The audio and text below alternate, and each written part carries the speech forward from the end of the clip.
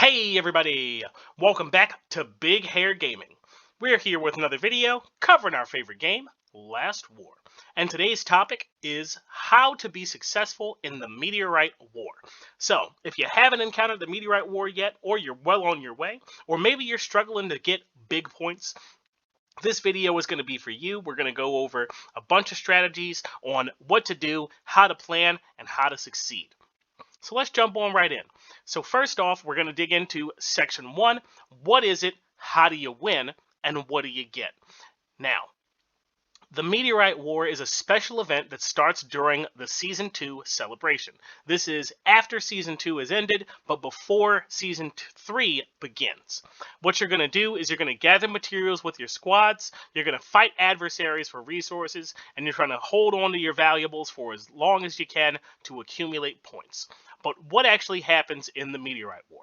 Now, what's going to occur is that on a predetermined time, a meteorite is going to strike a war zone and turn a huge area into contaminated land that'll be split into two areas, the low yield area and the high yield area.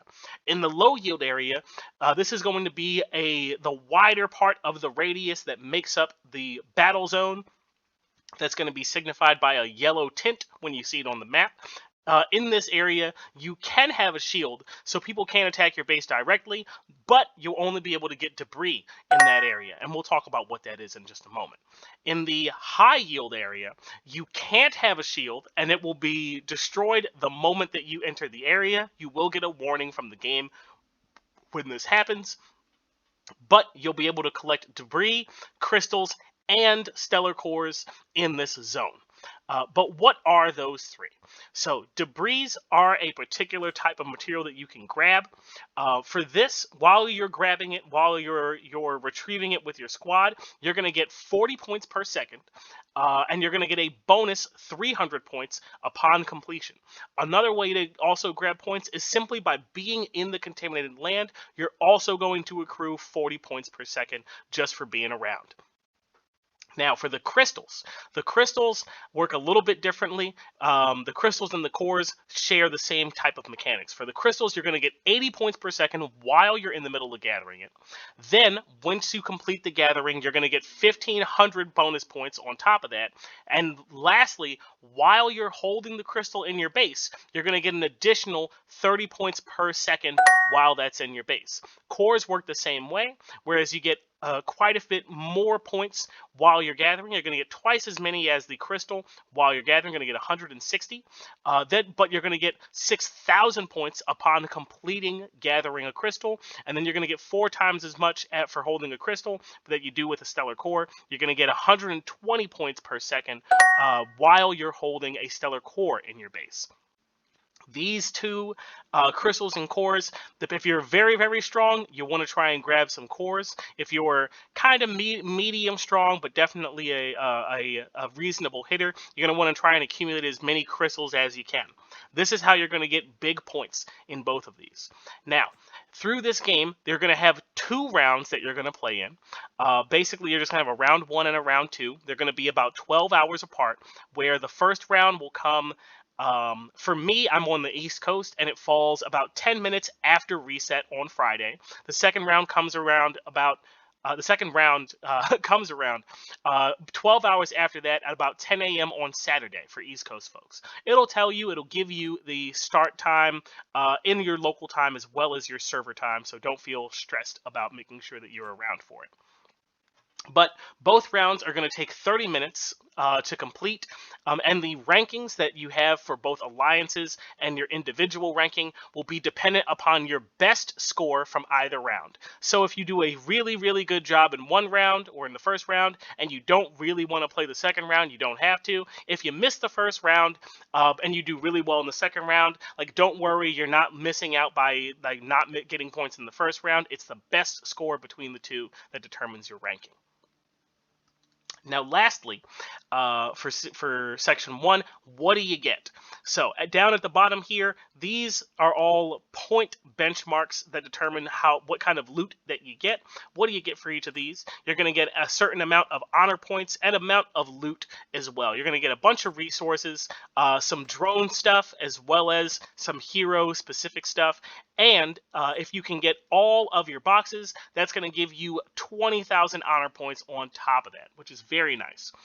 For your individual rankings and your alliance rankings, you do get rewards based off of where your alliance falls. Again, that's going to depend on the total that you accumulate for a particular round. So usually for my time zone, I expect at the time right after reset is probably going to be the one where we'll have the best performance. For the individuals, you'll get ranked per round as well, and you'll get the rewards that are reflected here. Pretty nice. They're not too crazy, not too wild. Most of the stuff that you're going to get that's going to be particularly impressive is going to be from your individual boxes down here. Before we go on, I quickly want to take a moment to say that if you're enjoying the video, if you're finding it helpful, feel free to like the video and drop a comment down below, even if it's simply, thanks for the video, because all of the engagement does help the channel grow. If you're new, feel free to subscribe, as I've got a bunch of tutorials, guides, and explanations on gameplay mechanics, heroes, and strategies to succeed in the game.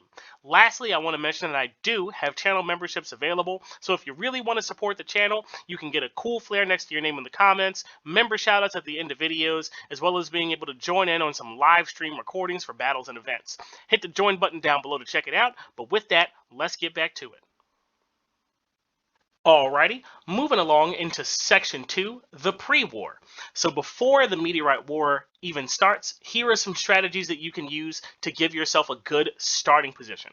First up is going to be forming a non-aggression pact with people from your server. So take advantage of the fact that you'll have some allies out there on the battlefield. And remember that people from your server are going to have a white base on the map. Alliance mates will appear as blue, and any enemy servers, which will be everybody else, is going to appear as red.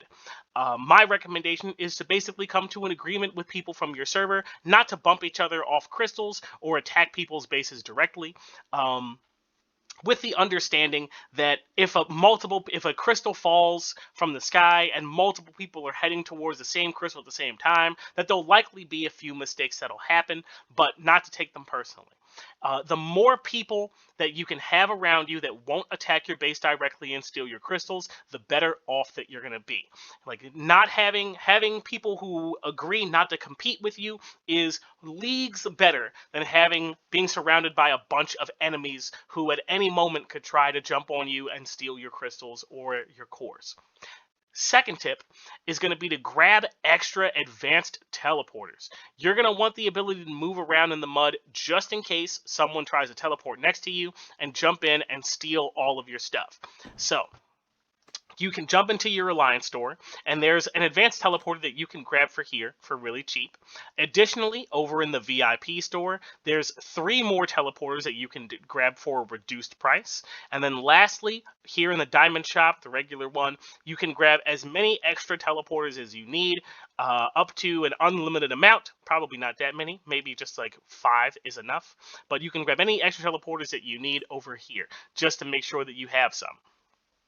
You likely won't need them all, but keep in mind, and this is really important, that teleporting out of the mud will make you lose all of your stored crystals in your base. So you really, really don't want to use your Alliance or random teleports unless you have to.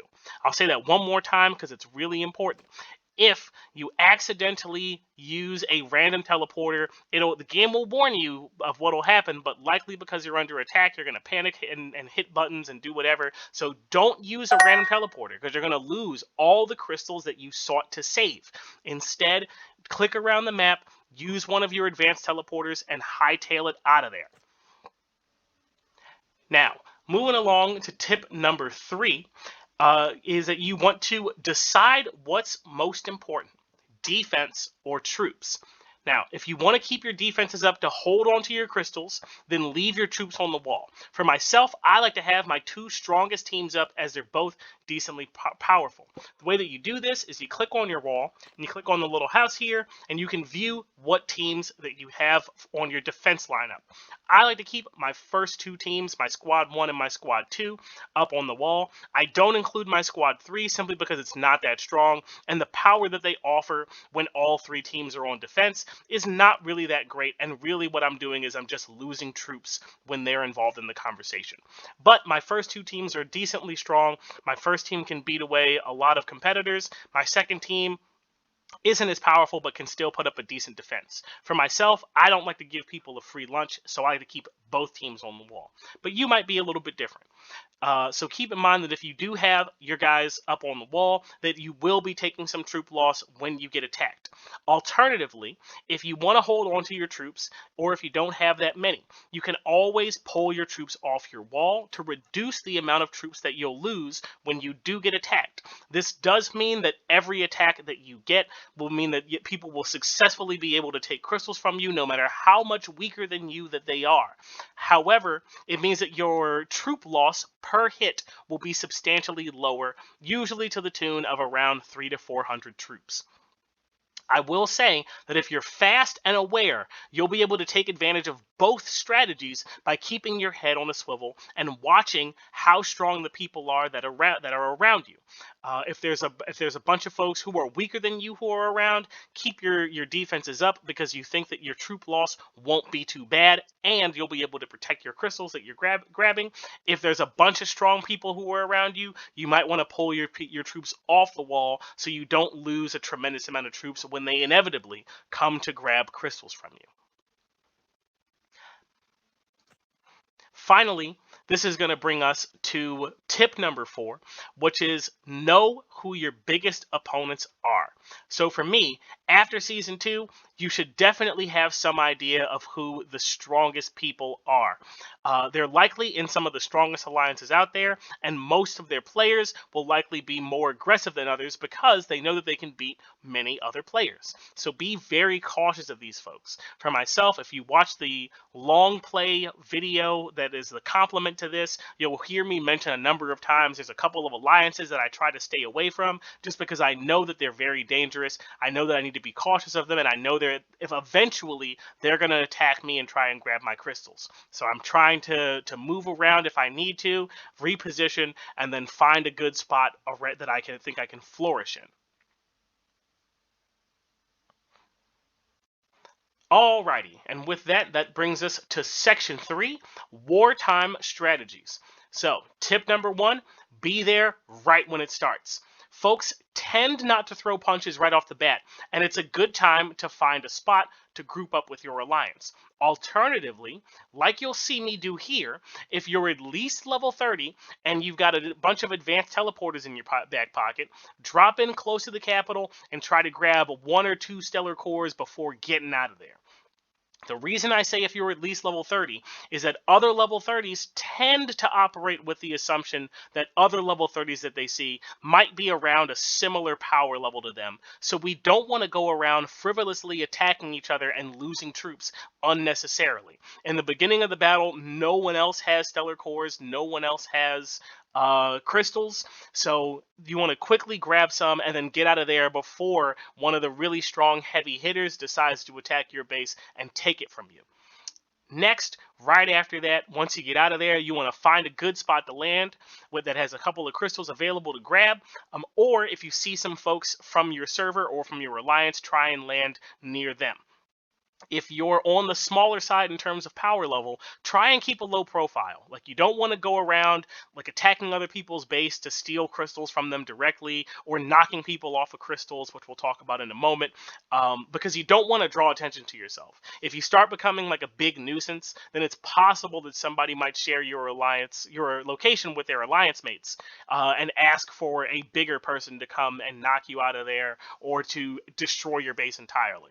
Don't be a problem. Like, try and grab crystals if you can, but don't start attacking people directly, especially if you're not super powerful and ready to defend a direct attack, or if you're somebody descending upon you.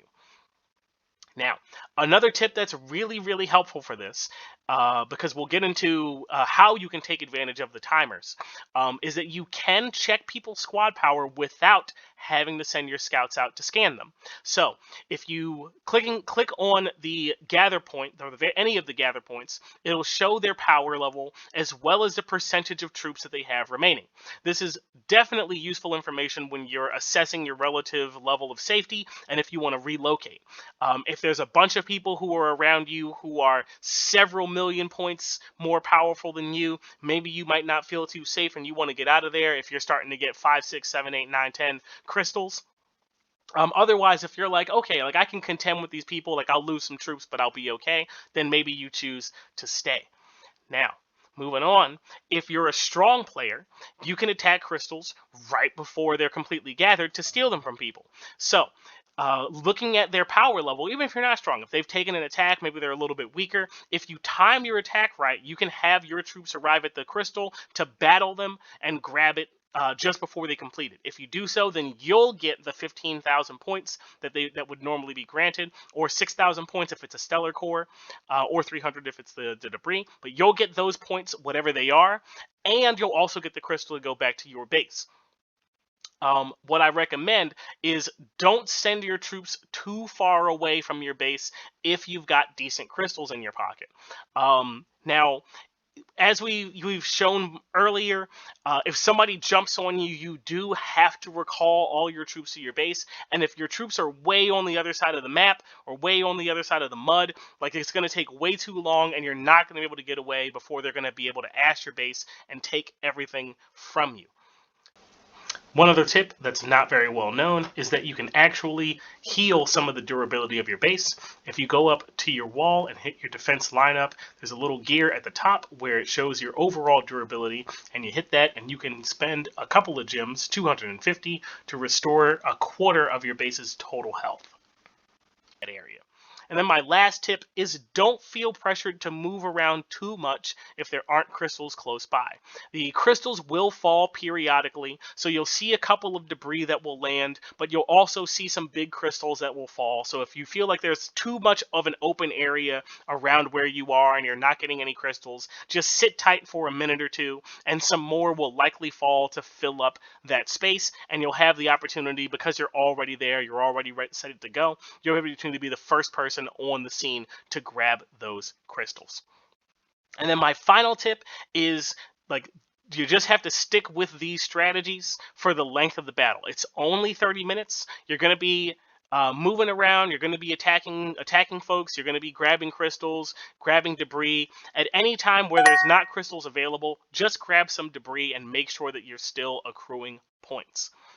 And don't be afraid to get on out of there when a big guy comes to attack you and take your stuff. Cool. So with that, that's going to bring us to the end of our video. If this was helpful, feel free to like, comment, and subscribe, because all that sorts of stuff does help the channel a whole bunch, and I really do appreciate it. I want to give a shout out to our channel member supporters. Thanks so much for being a part of the channel. I'm really glad to have you guys here. Your monthly contributions continue to help me do these long form videos, and I'm glad to be able to share some cool stuff and some tips with you guys and squad up in the comments and all that sorts of stuff. If you want to, feel free to share this video with your alliance mates, because who else enjoys Last War content other than the folks who were playing Last War? But with that, I'm going to thank you all for watching. Thank you for listening, and I'll catch you in the next one.